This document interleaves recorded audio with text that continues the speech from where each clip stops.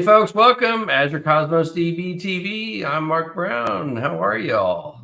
Yeah, we got Doing some. great. We got a new guest and a returning guest. A couple of our GBBs or global black belts within the U.S. here. Sergey Smirnov, how are you? Hi, Mark. Good to see you. Welcome. Thank you for having me back. Always a Yeah, great time. yeah, sure. And then brand new to the show, Luciano Moreira. Did I get that right? Yes, you did great, All Mark. right. So glad to be here. It's been like two for a long time, right? This show. So I'm happy to be here with Shaki. Well, yeah, I'm glad to have you here too.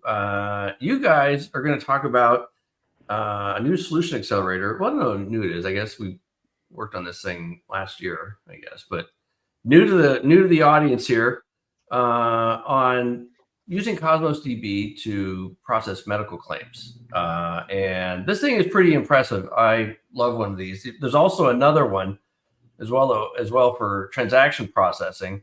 But we're going to talk about the medical claims one, and you guys are going to walk through, I think, the solution accelerator here, and then tell me, what are we going to see today? All right. So the idea for this presentation is just walk through like the repository that we built together, and you were involved, Mark. So you have like a plenty of context here. But not only that, we want just to go through like all the best practice that will be infused in that solution, so other customers around the world can just use that, and not only like for like medical claims processing, but any type of claims Mhm. processing. So that's Yeah. our objective for today. Okay. Cool. Yeah. Well, I guess I don't need much more introduction than that. Let's get down to it. Okay, lovely. So, as Mark mentioned, let me just briefly introduce myself. My name is Luciano Moreira. I'm part of the Azure Global Black Belt team. I have here today with me Sergey, that's also part of the same team. I'm gonna let like Sergey introduce himself. Thanks, Luciano. My name is Sergey Smirnov. I'm also part of the same Cosmos DB Global Black Belt team. Both myself and Luciano work a lot with top healthcare providers across Americas. Happy to share our experiences and showcase one of the examples how we can use Cosmos DB. Yeah, Awesome. I love this kind of stuff you guys do, by the way. Every time I get like a GBB or a CSA on the show, the stuff they show is actually stuff that customers like want or use, right? So you guys bring in validated stuff, right? Like this isn't like I make samples, right? But I just pull this stuff out of my head. You guys actually create stuff that people want to use or are using. And so anyway, just awesome that this stuff comes from you guys. So Awesome. So let me provide Mark just some background about this solution, right? So as you mentioned, like last year we worked together with some different solutions, and how we get this like to the claims management. So Sergey and myself, we work across like different industries, and we noticed like a common use case, like it's claims management. So, and in specific, like in healthcare, last year we worked like in a very large deployment. Right now, this customer that we are not going to name here, just because like they haven't approved like the PR right now, but I would love to bring them someday here to this show. But they are loading 50 terabytes of data just to start with. They are going to ingest 30 terabytes more, and they're building or their claim solution, not building, they're modernizing their claim solution to use Cosmos DB.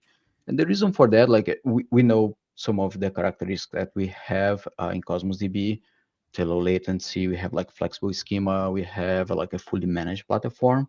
So we are bringing all that to our customers, and the idea behind this solution is just to make simpler a very complex problem, right? So when it comes to claims management, and you can look at different angles, you may want just to serve claims in a low latency to your members that you have. So like when you go like to your provider, you want to look at all the claims that you have.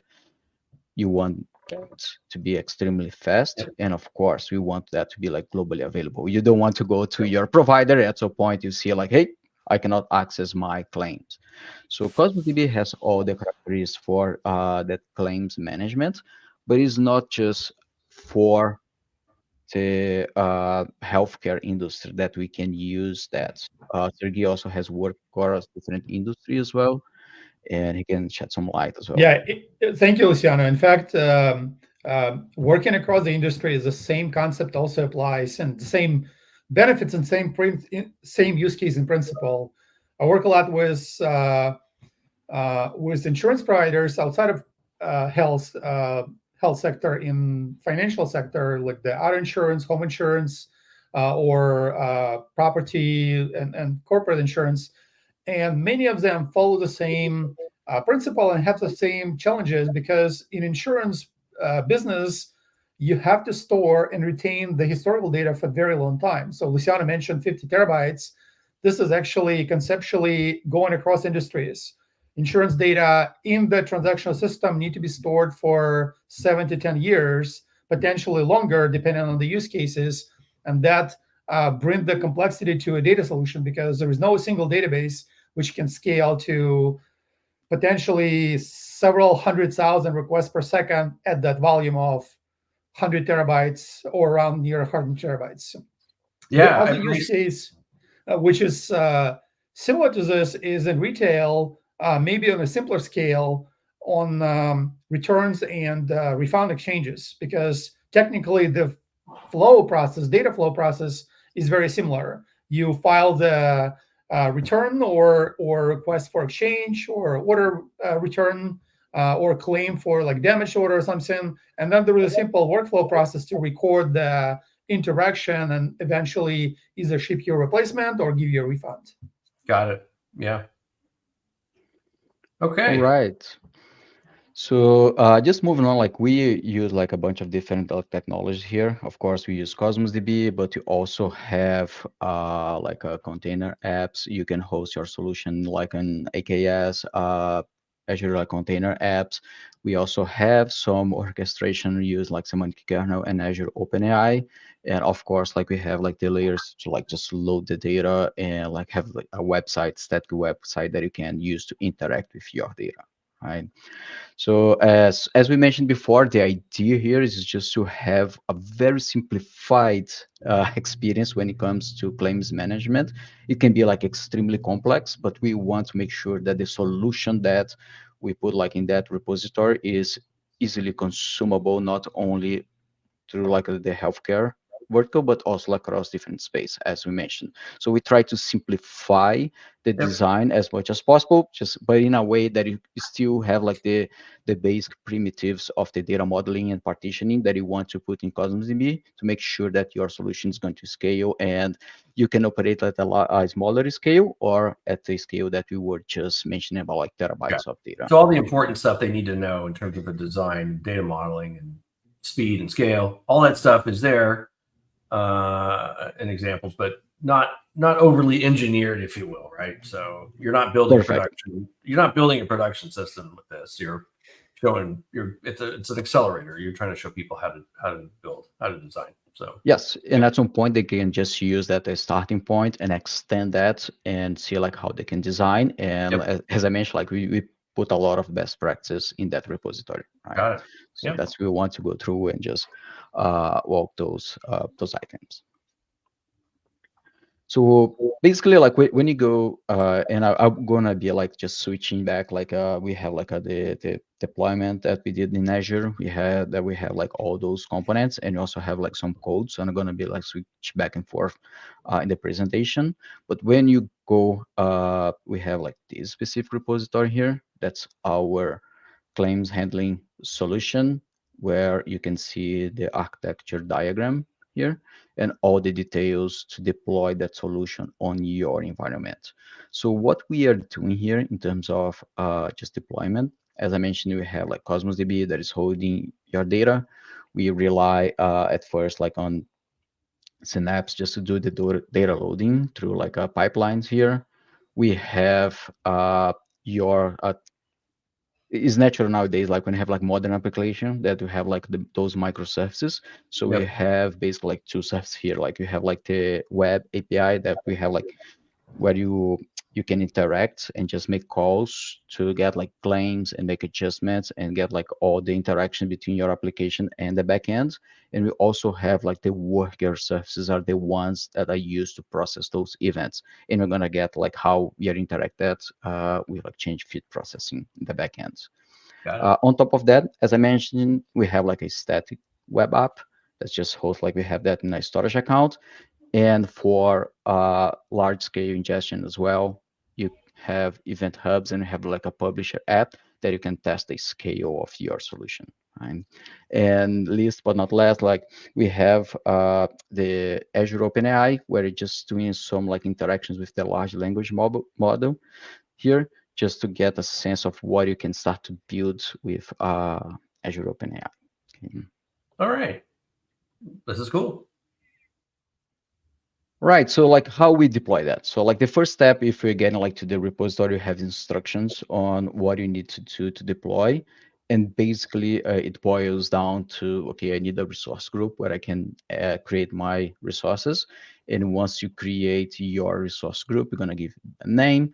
You can just execute like a unified deployment, like through like a PowerShell, where you can say, okay, this is where I'm deploying my solution.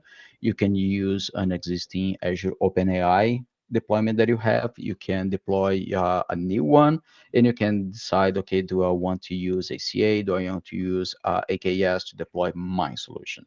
So once you go through and you deploy that in your environment, you're gonna have a set of artifacts that are gonna just walk through them right now that you can use and start like doing the initial ingestion for your solution and then start to interact with your application. Yeah. By the way, one thing I want to call out for folks is make sure you actually have like sufficient rights in your subscription to deploy this thing, because it provisions a bunch of services in there. And if you do not, like if you were not subscription owner, or if you were not like admin or something like that, you may run into some stickiness there. So anyway, just, I mean, if it's going into your own kind of account, great. But if it's, you know. Yes. And also make sure that you go through like the deployment prerequisites as well, because you need to have, for instance, like Docker running locally, like Helm in your path as we prepare those containers to push to Azure Container Registry. You want to make sure you have that. Yes. Carefully read the prerequisites. They are required. Yes. Exactly. As the name says. Last but not least, to make sure that you have Azure OpenAI quote already in the region you deploy in. Yes, also another important one. You need to get, but it's another one, and I think that's also called out, is if you've never created an Azure OpenAI account, you need to get approval to it. So you have to go and sign up, and then that happens pretty quick, but they process you, and then you can go and create an account in there. And then you're fine. You can go. So all right. That's why I keep like reusing my OpenAI deployment. It makes my life a lot easier. You know what? I got a bunch of people in my team who just randomly created a bunch of OpenAI accounts, and it's annoying because each one of them kind of cuts into your quota. So I should just get like people stop creating accounts. Just use the one we got, right? So anyway, all right. So we're gonna take a look at some code. Yes, actually, let me just go through like what we have deployed here. As I mentioned, I did like a brand new deployment today. Just make sure I don't mess like with the previous one that I have. So you can see here, like I have my claims v2 resource group. Into that resource group, I have like a bunch of items here. For instance, I got my Cosmos DB account, I got my container registry, my event hubs, my AKS, so everything that I need in my solution. So when it comes to Synapse, we have a deployment that is going to be like your first step after you do the deployment. You want to get the data into our collections so your application works with the data that we have. So basically, like just briefly, I can go through. I have like just a pipeline here. That's the pipeline that does like the initial ingestion for the data. This data is just like some reference data that we got ready for you. So we got like a storage account that has like we got a SAS token and you just read from that. And once you finish like the deployment, you need to run this pipeline. Once that pipeline, you can trigger that through like a the interface, or can just do like easy pipeline, like create an instance, run. And basically what we do, we just have an execution that's going to load the data into the containers in Cosmos DB, right? So that's like one form that we're doing like the data ingestion. Of course, the time that we built this reference solution, we use like Synapse pipelines. Looking forward, I would definitely say that you can rely on Microsoft Fabric doing that. That's interesting. You use Synapse to load your data. Yes. Huh. And the Why would you reason go that why, route? Mark, Like, there's a and lot of ways you could load data. there's a Why? lot of ways. We're gonna to mention that later when it comes like to like Delta data loads into your production that is concurrent like with the operations that go through like the APIs.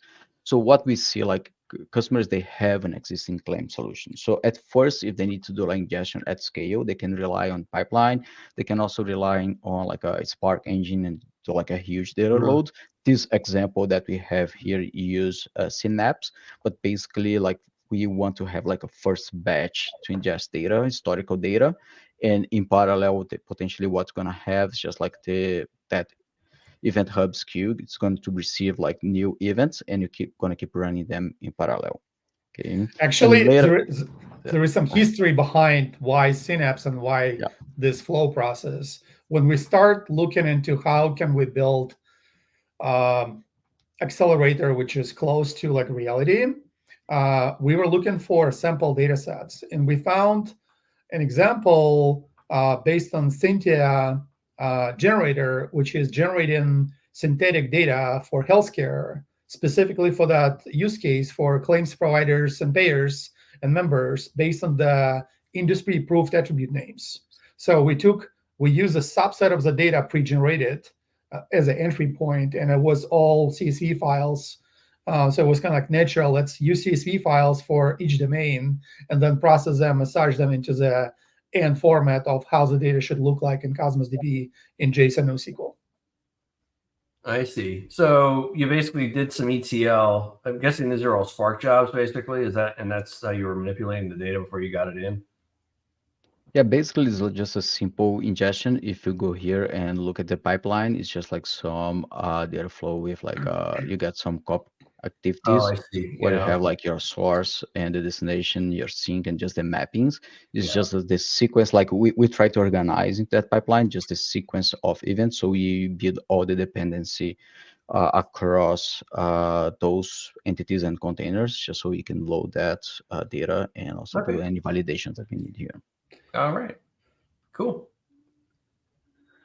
All right. So as I mentioned, besides the Synapse that we use for that initial ingestion, we also have AKS. As you can see in AKS, the two main workloads that I have, I need to have like the claims API. That's the API that you are exposing to the static web app, and you have like the worker uh, workload here where we are running the change feed processor that keep listening for change in a specific claim and may take the necessary actions to process those.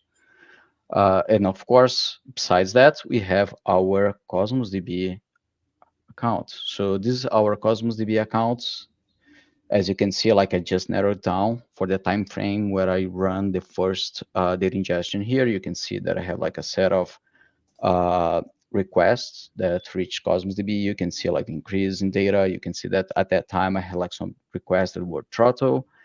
And not only that, I have here also like all the containers that we use in that solution with the data loaded. And I'm gonna briefly explain like the design and what we're doing like in each of those containers here. Just wanna pause here for a second if you have any question, or else I can No, just move on. looks good. I'm glad. Not surprised you're using change feed. Just want to Oh call that yes, out. Like, if you're using Cosmos and not using change feed, you probably should, right? totally agree. Exactly. So this was like the first ingestion, and as we mentioned, we want to make sure that the design for the containers that we have also mimic something that's going to be like you can use like in your production environment. So we try to mix and match when it comes like to shared database throughput and dedicated throughput for containers that are expected to have like a higher number of requests and their loads.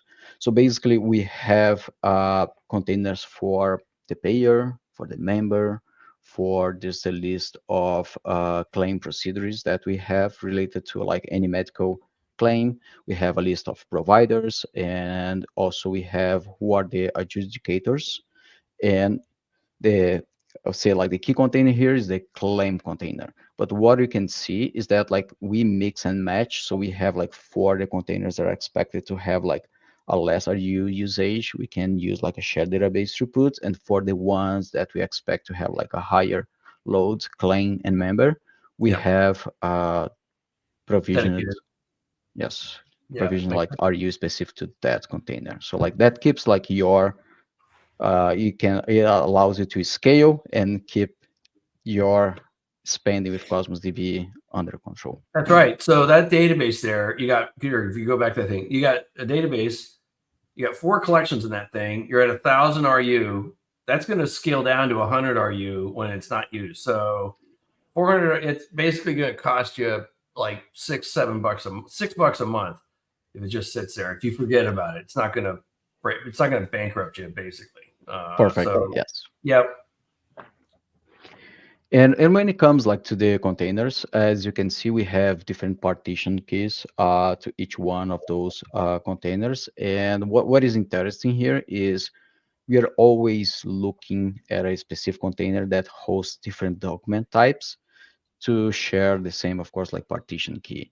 So when you look at the claim, and I'm gonna just show like some documents just as an example, we have the definition of a claim header and a claim detail. So the why we separate those is because we want to make sure that every time that you have like an adjustment for a specific claim, we have the adjustment details and you have like all the history through those details, and your claim header has the latest updates for that specific claim.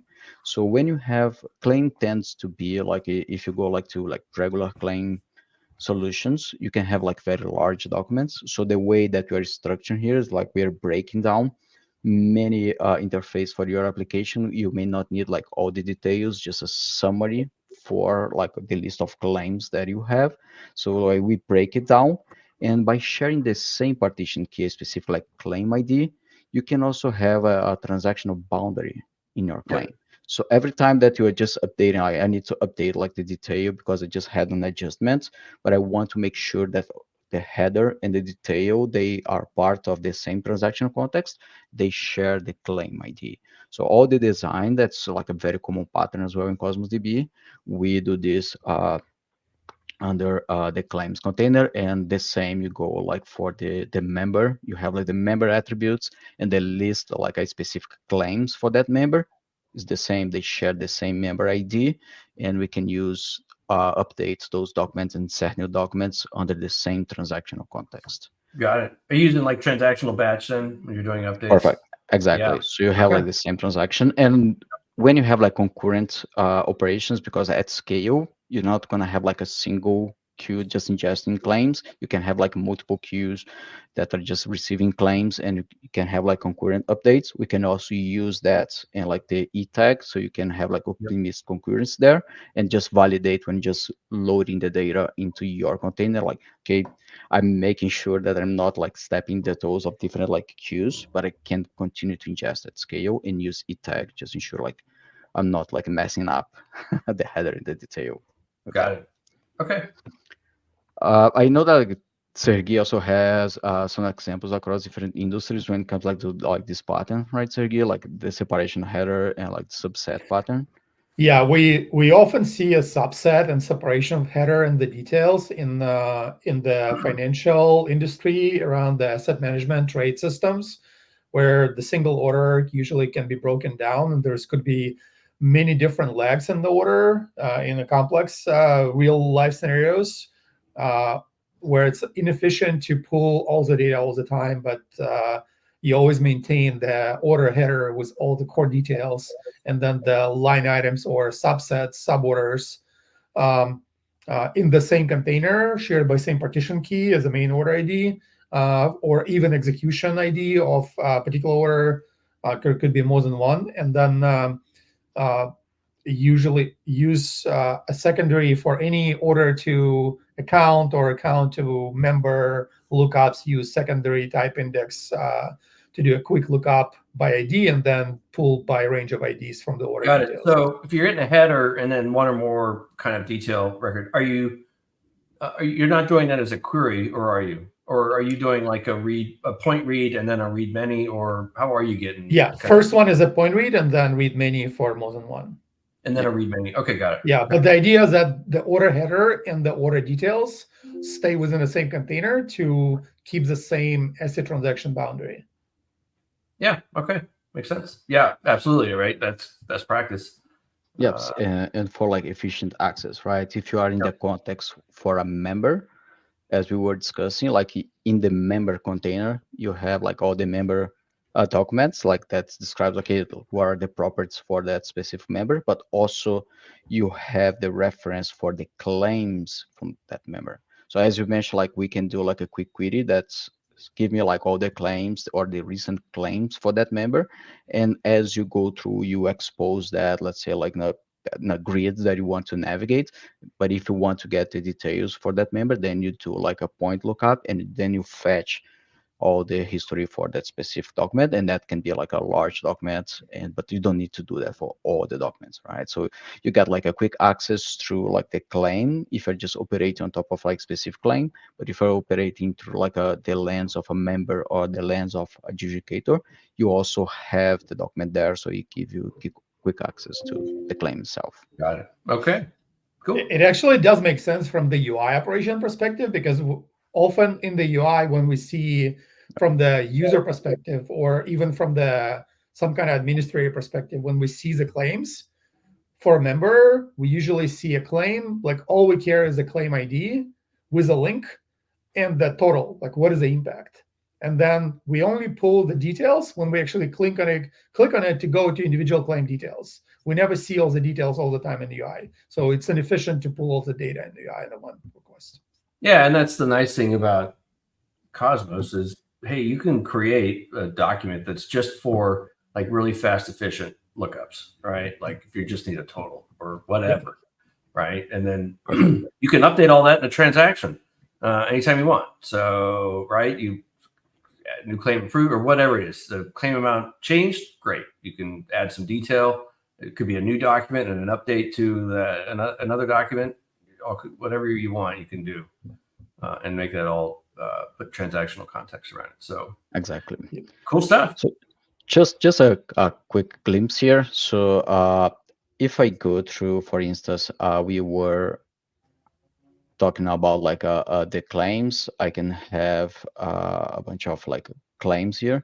And as you can see, the claims, I can have just the definition and I can have specific status. As the claim moves through like the chain of events, it start to get processed. We got like acknowledge and we got like other activities that are going on in a claim. We are going to update that specific claim, and we're gonna have a sequence of events.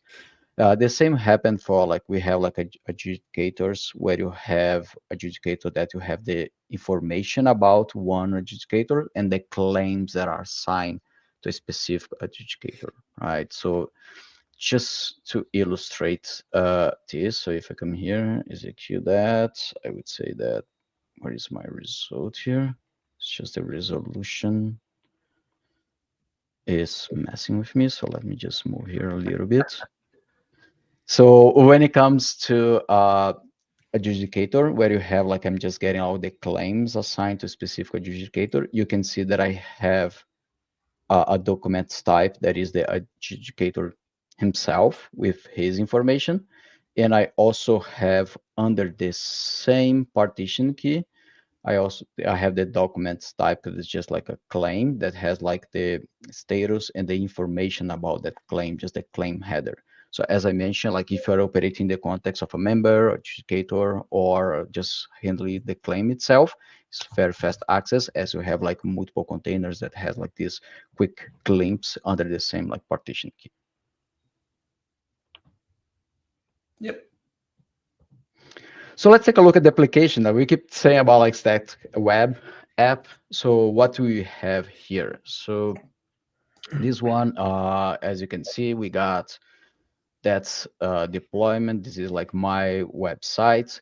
We have just simple business rules that govern like the handling of the claims. So you got like some specific thresholds where the claim is going to be like auto approved, or if there are changes to the claim that are like beyond a specific value, let's say like $500, it needs like manager approval. That's the simplification part of the claims management that we mentioned. We want to make sure that the business rules are simple so we can operate on top of that data and also extend that to your use case.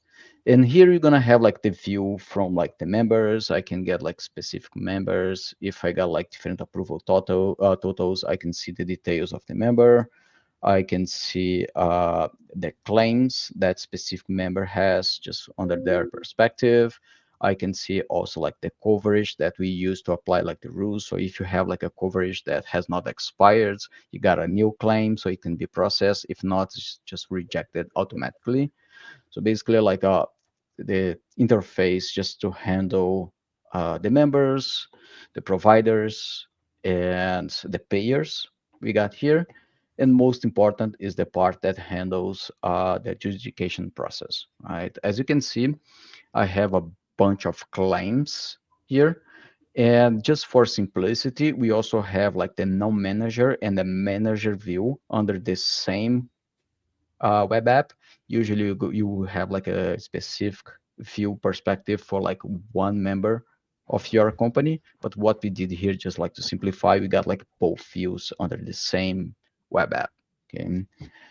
So let's take a look here. Like I have, for instance, different claims that I can get the details for a specific claim. And I myself, let's assume that that claim is assigned to me. I can come here. I can say I'm going to acknowledge that claim. And basically like that claim now moves the state and is acknowledged by a specific adjudicator for this process.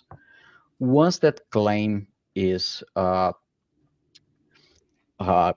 acknowledged by me, what I can do, for instance, I can just go here and let's say I want to apply a discount based on one specific rule that I have. So let's say that I want to apply the discount to be, let's make it simple, like 400.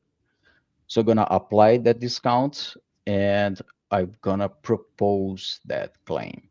So when you're doing like just the end-to-end process, as we mentioned, we have those like thresholds. So if below like $500, that should be automatically approved. So I got this claim that is proposed, and basically what I want to see now. So let me see like the status here.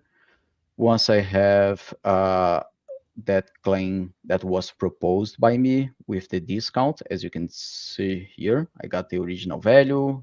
My new total amount is less than that, but just apply like $400 in discount. But being below that threshold, it was automatically approved, right?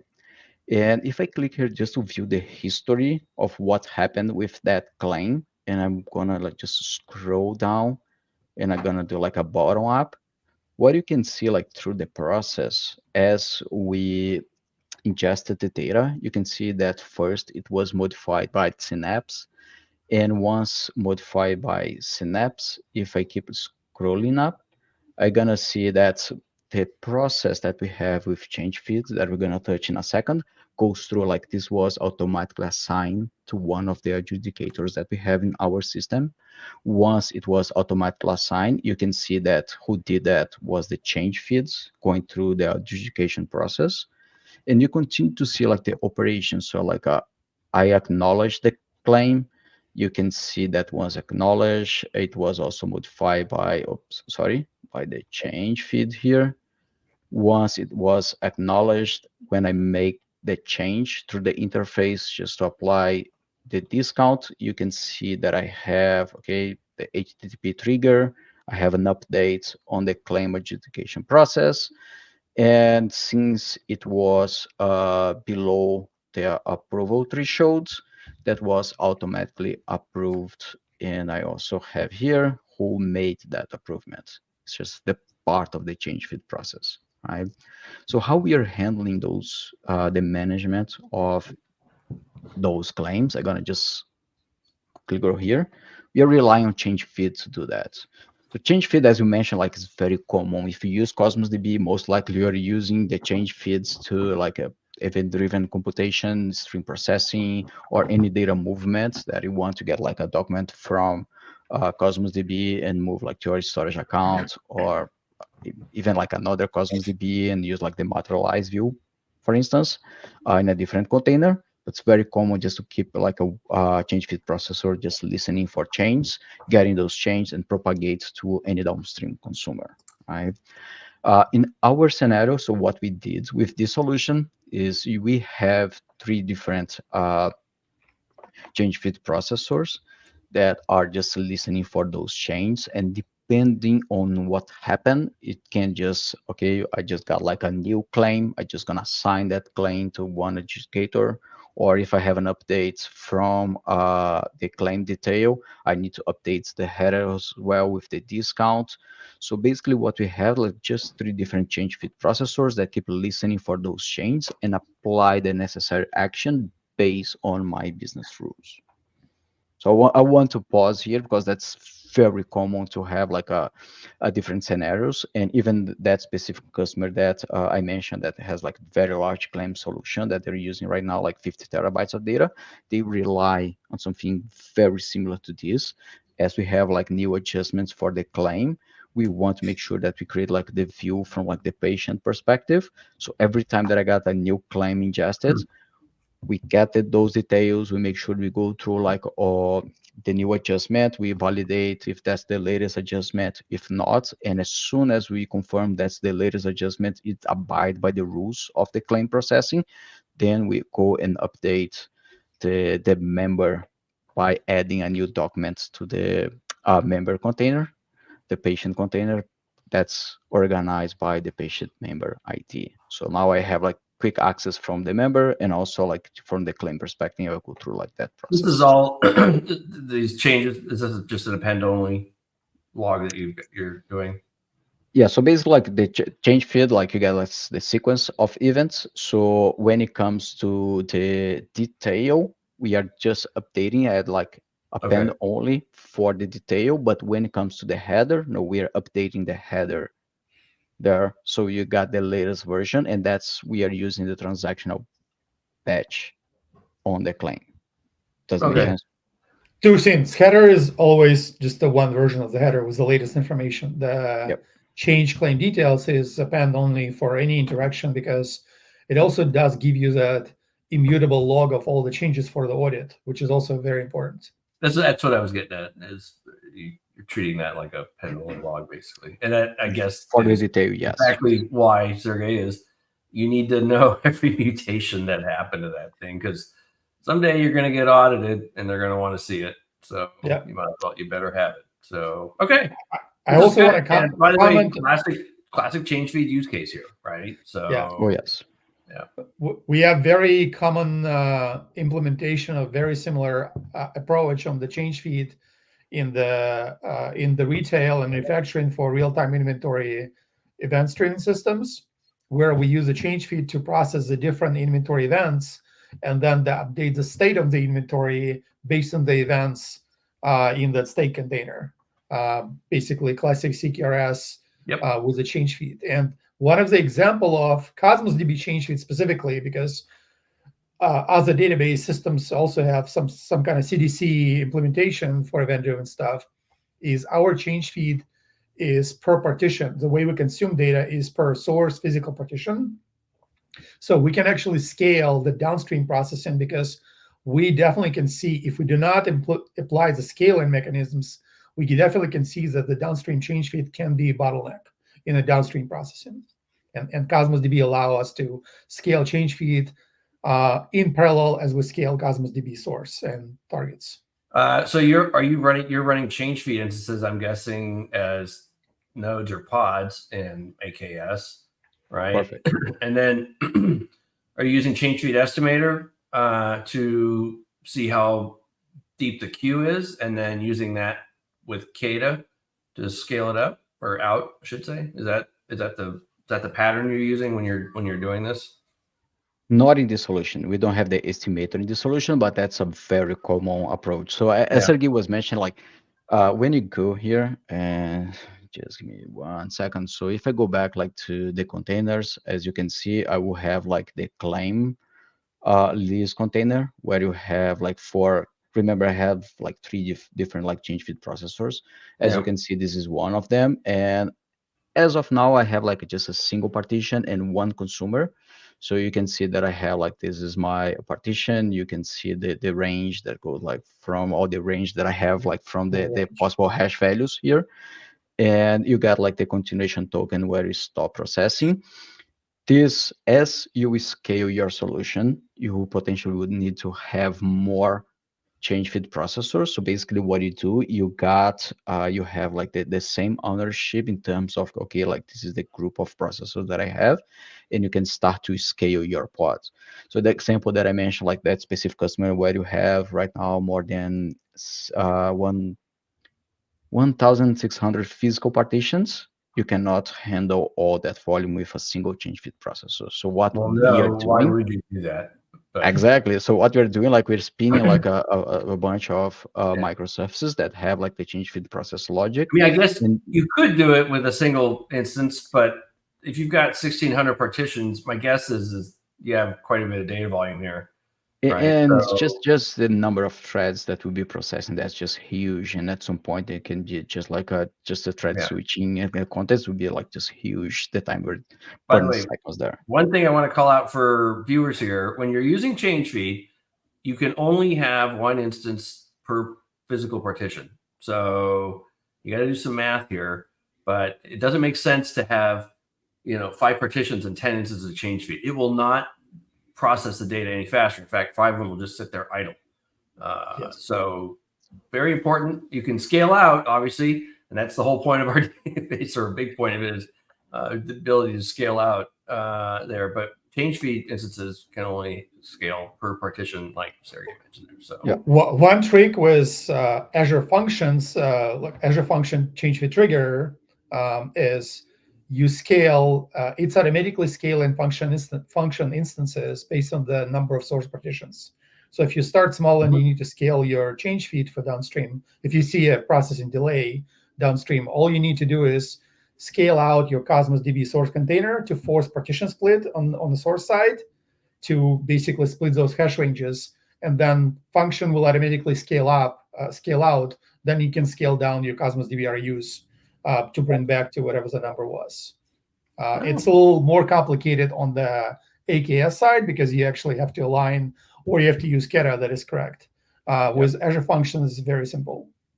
Yes. So basically what we did for a specific customer, we knew exactly the size of the container. So we had to experiment. So we knew that a specific container would handle, let's say, like 40 up to like 80 physical partitions. So we have that, and we keep like scaling and creating like more containers as the number of physical partitions increase. And we have like one container that keeps just running the estimation. And if at some point we're just starting to lag behind, then we got like a warning that like something's like it's not progressing well. So someone can go there and take a look and analyze what's going on in terms of those processing. Yep. Okay.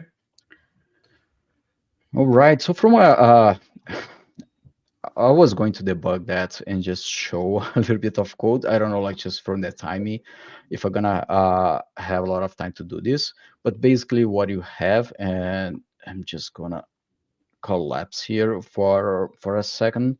So this is the solution that you got within that repository. As we mentioned, you have like the worker service. That's the project that has the change feed processors. Just to start, they are going to rely on everything that you under like core claims infrastructure. Then we have like the repository, the models, the entities that we're using. And we have, as I mentioned, like the web API that's hosted like in a different container, right? So like web API and worker services both are going to rely on the infrastructure. And I haven't talked about that. We also have like the semantic kernel part of it. So for now, like when you publish and when you just start running a locally like your container, what you're gonna see, you got like the Swagger API, and you're gonna have like the endpoints that you're just exposing through your code here. So if I have, for instance, this is like the claim endpoint, I have a post get for different like, claim ID recommendation and the other endpoints, I can see that from Swagger. And if I go back to my static web app, is just like a node where you can just, what you can do is just point to your local environment that is running over there. And basically you can just run and start debugging that. So I just do like a npm dev run. I got my static web app that is pointed to that endpoint, and then I can start just to consume those APIs. So I can just like hit a breakpoint here and start debugging your code. Yeah, nice. For the, as I mentioned, we have here like the worker service where you have the definition of the change feed. That is just one interface that we implement here that has all the definition. And if I come here like to the infrastructure on the change feeds, what you're going to notice is that in the startup for that specific container, what's going to do is going to create those three change feed processors, right? So I have like a review claim, claim complete, and propagate claim header. Those are the documents that we saw like in the leases collection. And I have the, of course, like the handler function that's invoked every time that I got an event there. So if you want to understand like the end-to-end process, you can just go here and you have like, okay, what do you do when there is like adjudication for a specific claim? What do like if the claim got complete? And then you can start like to hook events. If my claim got denied, what do you do? You can just start to notify your member that specific claim got denied and what was the reason. Right? So we build that just in a way that it can be, as we mentioned, we want give customers the ability just to extend that and use that as a baseline just to start their journey like into the claims processing. Yeah, that's good. They should definitely run this instead of breakpointing there. It looks like you got a lot of business logic basically baked into these change feed instances here. So we got right, and that's it. Like we try to simplify that to make it as easily to consume as possible, but it's still that is like a complex logic. You need just to go there and just go to the breakpoints and just walk through like the codes just so you can familiarize yourself here. I mean, people could create a service layer if they want, right? And isolate that, and then you can consume that inside your change feed instance. If they want to isolate all their business logic in it's in its own service layer, and then just basically DI that into your functions. Technically they can publish just the raw change into some events streaming process, and then they have a processor somewhere to consume it, do it everything. We just do it all in one because we consume from Cosmos and then write back to Cosmos. So it's easier to do it within a change feed processor itself. Yep. And just to finish like this presentation, there's also like we included just like some recommendations that we are interacting with like a large language model, right? So basically, if you go under this, the solution that we got implementation here. You can see here semantic kernel, and I have like a rule engine that is just a prompt that we craft for this specific demonstration that it goes through like a set of like rules that we define, and then it provides recommendations to the adjudicator that's working with that specific claim, right? So this is a modified version of the prompt. That's you can just like play around with that. That's not like a full RAG implementation here. We're gonna talk about that later.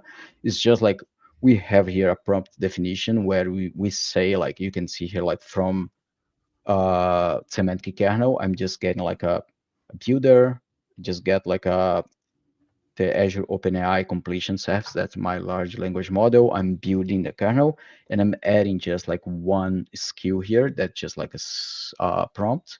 And Yep. that prompt has the rules, has some examples as what we would expect from the large language model as input and as output.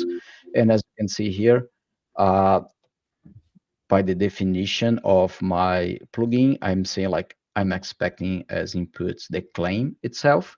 And as you can see, when you create the semantic function here, that's the reviewer. What we are doing when we invoke that, we are just adding like the claim as the parameter for that interaction, right? So when I come back like to my application, so let's see, this is the local one. Let me go back to the one that I had deployed. Let me go here, just order by total amount, and let me get, I guess, this is the one. Yeah, so let me see, like I got like this claim. So you have like the make recommendation button here. So when I ask for recommendation, what it does, just use that prompt that we craft and makes a recommendation for the claim. So in this specific claim, I have like some pulmonary like rehabilitation process, and I define just one entry that says that right now the rules for this kind of treatments that like the patient would receive like 90% discount according to XYZ resolution, right? Just something that I came up just to illustrate, like that's a simple prompt and response from the large language model, Yeah. but just part of like what you can do in your application as you start to extend that, then you can start to build like a reg pattern. Yeah, right. Like I'm sure for these types of companies, all of their regulations, all of their claims processing logic and rules is enormous and probably fills like massive 3-ring binders full of paper that takes up entire rooms of file cabinets. So what better way than to ingest and vectorize all of that data and then make that searchable using a vector search so that you can ask natural language questions of that data, like how do I process this claim, and then send claim information into the basically your vector search to go see if it can find or what information it finds on how to process that claim, right? And then go ahead, send that to a completion or a chat API in Azure OpenAI, and then have it give you a natural language answer with citations. Of course, you can also include those as part of that. So yeah, I mean, I've already seen examples of this where customers are taking internal knowledge bases, vectorizing it, and then just making that basically a chat agent to help people answer questions on stuff, right? Like, hey, what do I do here? Because if they don't, you got to go and find that stuff sitting in a SharePoint or sitting in a library somewhere, document library, whatever. Not easy to find, but vector search makes that very easy. I mean, all these Gen AI technologies. So this is cool. I get what you're doing here. People want to go and do the full meal. They certainly could.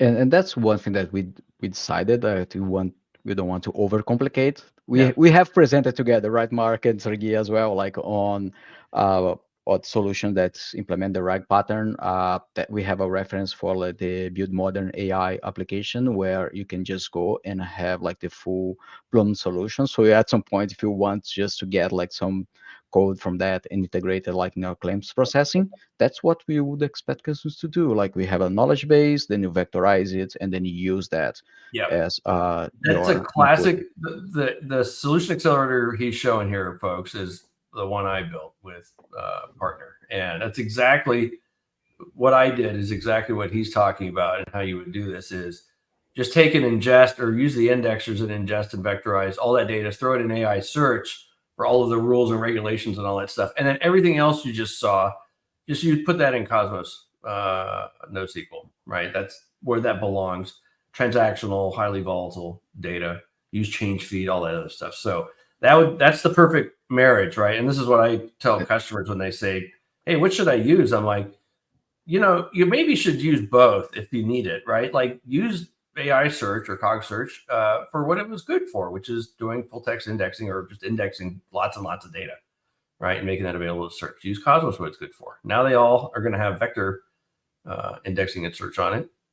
Use them for the same purpose. Just now you get a really cool, awesome way to query this stuff. So Exactly.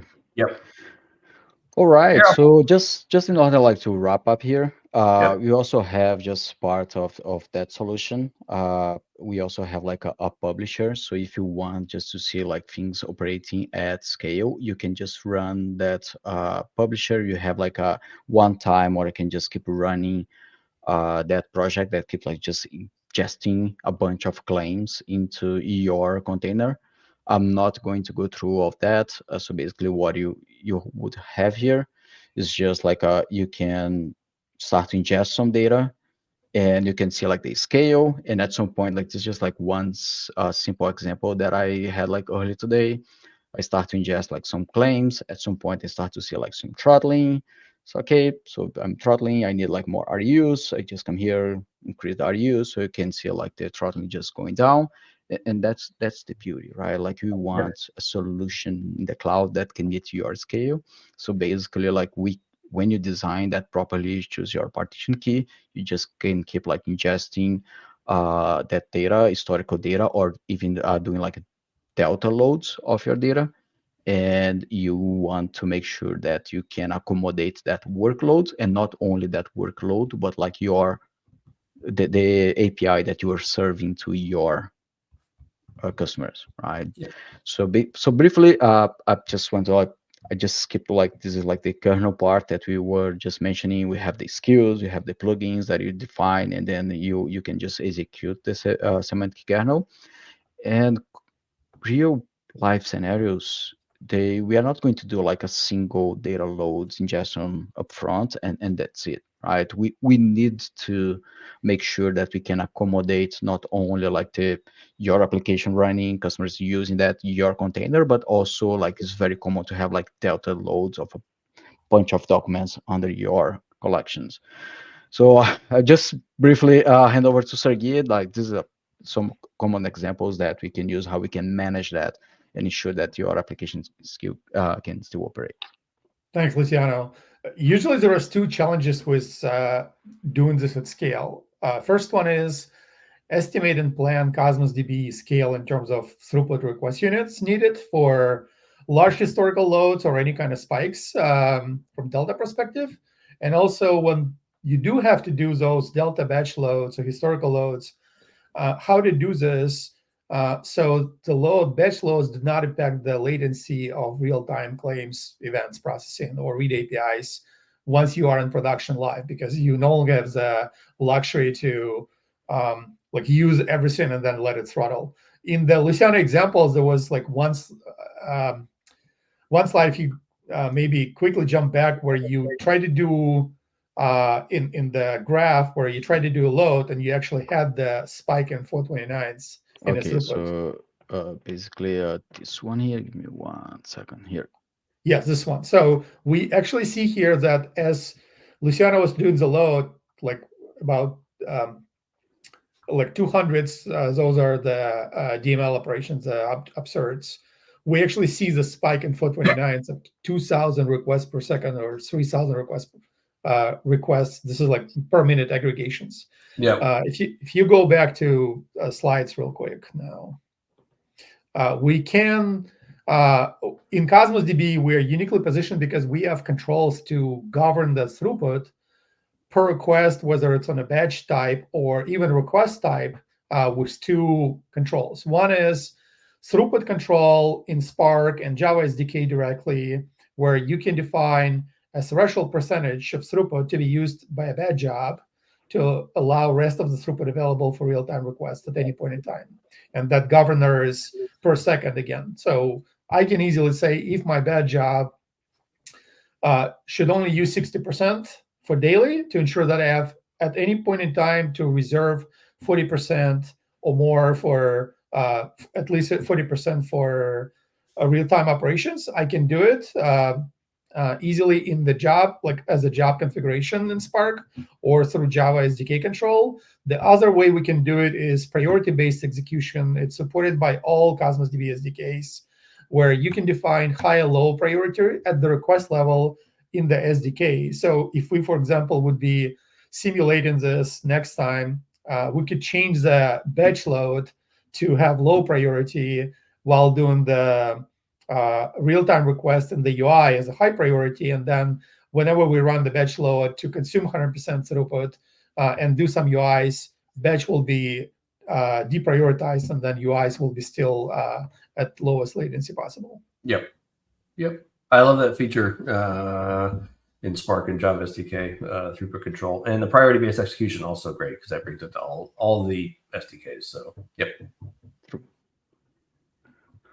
All right, just so we can wrap up here, we have not only like the solution, as we mentioned before, you also have like some like a scalable financial applications. You got your solution, Mark, that you have to build like that implements a RAG pattern. So I highly recommend just to go like to build modern AI apps, so you can see like those three solutions: claims processing, like transactions in financial, and also like the one that implements the copilot, the RAG pattern. Just a few other like reference that you can rely just to get started with OpenAI, Cosmos DB scaling, and semantic kernel.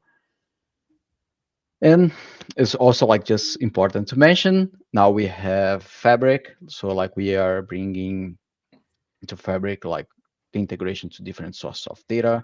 We have different personas. You have the data engineer, the data science, the data warehouse perspective that you can operate on the Fabric, and you are bringing and unify that like through the one lake. And when it comes to Cosmos DB now is one of the sources that you can mirror.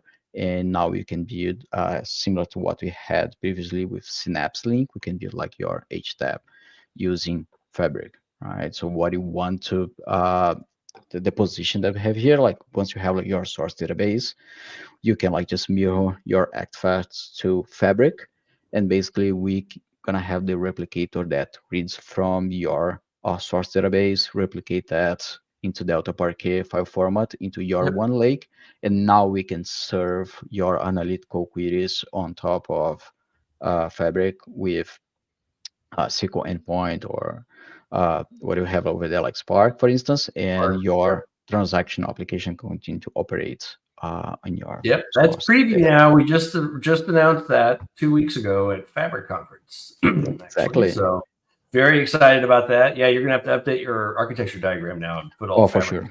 Yes. I have some homework to do. Indeed. Yeah.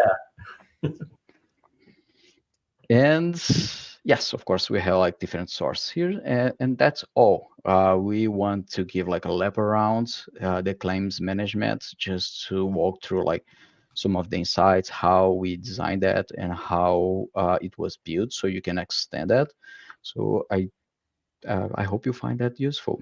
Yeah, that was great. It was a good session, you guys.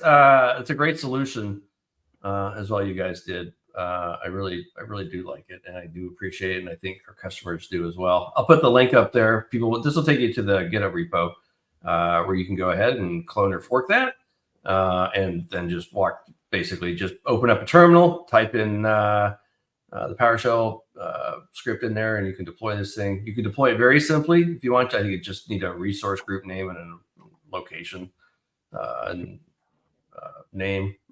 Or if you want to use your own Azure OpenAI account, you can use the one he showed. But it's all documented, all in there.